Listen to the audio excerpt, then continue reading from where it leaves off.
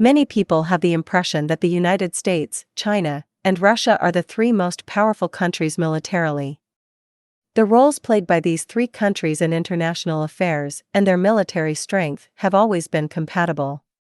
However, unlike the all-round development of China and the United States, Russia is somewhat unworthy of the name in other aspects, except for its proud military strength. Even in the global GDP ranking in 2021, Russia did not even enter the top 10, ranking behind South Korea. Therefore, news about the decline of Russia has been heard all these years. This situation has puzzled many people, and it is clear that Putin has achieved success in 20 years in power, but why he still cannot stop Russia's decline. What kind of unsolvable problem is hidden behind this? Putin's achievements in power. If you were to select the most influential national leaders in the first 2 decades of the 21st century, Putin would definitely be at the top. The KGB-turned-Russian president has been in power for 20 years, leading the country with strong military strength through numerous crises. At the beginning, Putin was also appointed in a crisis. Russia's predecessor Boris Yeltsin caused the collapse of the Soviet Union, and the ambitious politician did not lead Russia back to the top of the world, as he promised, but instead had a number of problems in the political and economic spheres, which for a time put Russia in a quagmire. So when Putin came to power, he was faced with a difficult start. Under the influence of previous President Boris Yeltsin, the Russian public lacked trust in the government, so Putin's approval rating was only about 30% at first. In the years that followed, however, the strongman president achieved impressive results in a number of areas, soaring to 88% in his approval rating. And the reason why the Russian people trust Putin so much is that he has effectively solved many difficult problems that plague the people. First, Putin has successfully managed the Chechen problem that has plagued Russia for many years. After the collapse of the Soviet Union, the Chechen region was trying to become independent, so a fierce civil war broke out between Chechnya and Russia. After Putin became prime minister, he launched a surprise attack on Chechnya with 100,000 troops, and finally succeeded in liberating the entire territory of Chechnya in June 2000, and declared that the region was under the direct administration of the president. Not only that, but Putin has also succeeded in repairing Russia's government system, which is on the verge of collapse. At the end of Yeltsin's administration, there were extremely serious local and central contradictions in Russia, which led to the deterioration of the government's work efficiency. When Putin came to power, he first established 7 federal administrative regions and rebuilt the system of government between the central and local governments, and then he reunited Russia by amending laws to forcefully combat local separatism. Finally, Putin has also dealt a certain blow to the oligarchic problem that has plagued the people for a long time, and at the same time nationalized some important resources. This move not only improved the living standards of the people and broke the monopoly of the oligarchs on the industry, the lifeblood of the country's economy, but also strengthened Russia's ability to export resources and earned a large amount of foreign exchange. In general, during the 20 years that Putin has been in power, Russia has made great strides in the military, political, and economic fields, and its comprehensive national strength has increased significantly compared with the 90s of the last century. But even so, the trend of decline that emerged in Russia after the collapse of the USSR has not stopped. In 2021, Russia's total GDP fell out of the top 10 in the world, at only $1.65 trillion, while China's Guangdong province reached $1.81 trillion in the same year, ranking above Russia. Some people even joked that Russia is like a Middle Eastern power with great military power. Deformed industrial structure. Born out of the once powerful Soviet Union, Russia inherited much of the Soviet legacy, and it stands to reason that it had a better start than most countries. So why is it that after 20 years of Putin's conscientious rule, Russia's development is getting worse and worse? Suffice it to say that Russia's decline is a combination of many factors, both internal and external. Taken together, there are 3 root causes that are the most deadly.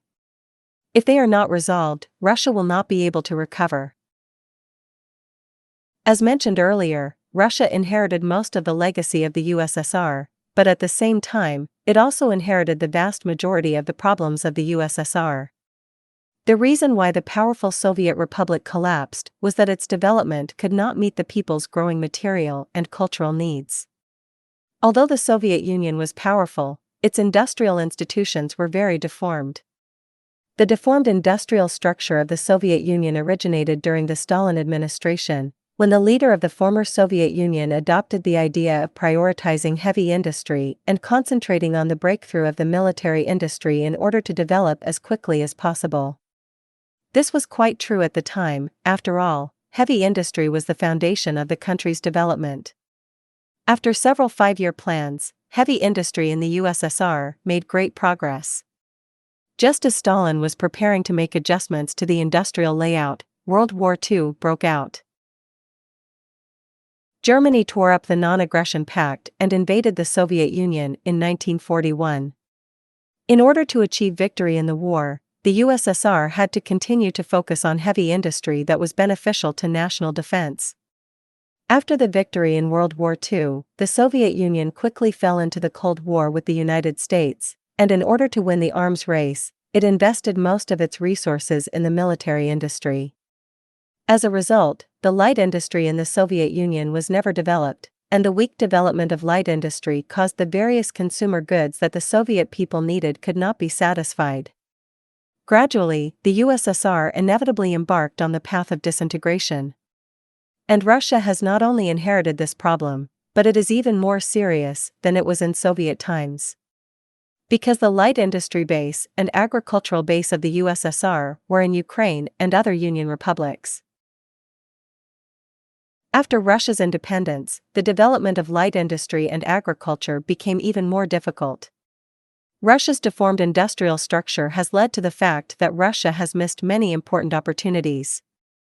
Not only did it fail to catch up with developed countries such as Europe and the United States, but it was also overtaken by China. In the face of setbacks in development, Russia has to rely on the export of oil and gas resources to restore its economy and strive for the opportunity to readjust its industrial layout. But Russia's deformed industrial apparatus has never been adjusted. Oligarchs, bureaucrats, and populations. In addition to the deformed industrial structure, there are two root causes of Russia's problems. One is the combination of oligarchs and corrupt bureaucrats, and the other is the growing demographic problem. Let's start with the problem of oligarchs, which is a huge threat to Russia and has a great impact on society and ordinary people.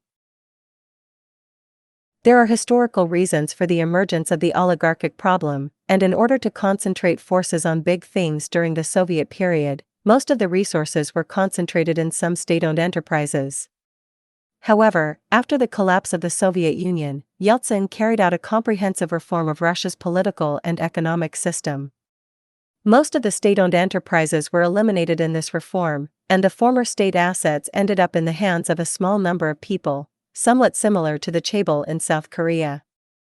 During the Yeltsin years, Russian oligarchs developed rapidly and monopolized a number of pillar industries.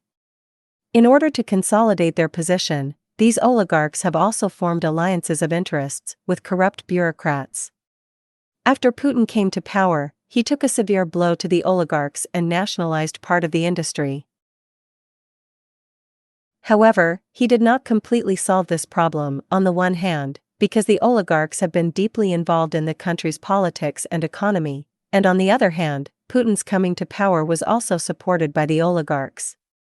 Therefore, although the crackdown on oligarchs has not been relaxed during Putin's 20 years in power, it has been a palliative rather than a cure. Finally, Russia's demographic problems are also the key to limiting Russia's development. After the collapse of the Soviet Union, Russia inherited 75% of its territory, but its population was only half that of the former Soviet Union. According to the latest statistics, Russia, the world's largest country, has a population of only 143 million, and this number is still in the process of declining. To become a big country, you need to have many factors, and the number of people is a key indicator. Sufficient human resources can contribute to the development of all walks of life, as well as to increase the development of the territory of Russia and gradually increase the development potential of the country.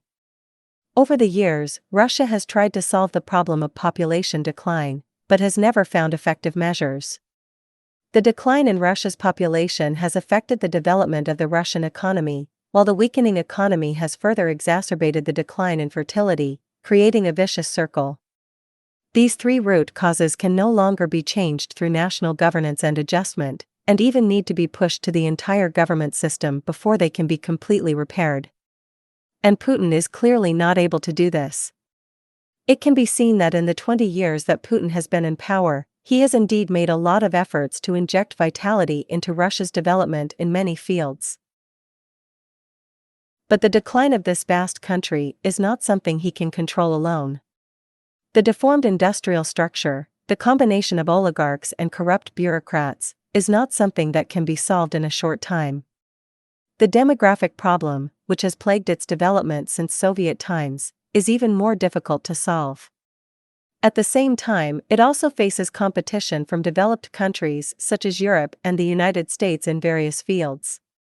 Under such powerful internal and external troubles, it is difficult for even a political strongman like Putin to break the situation.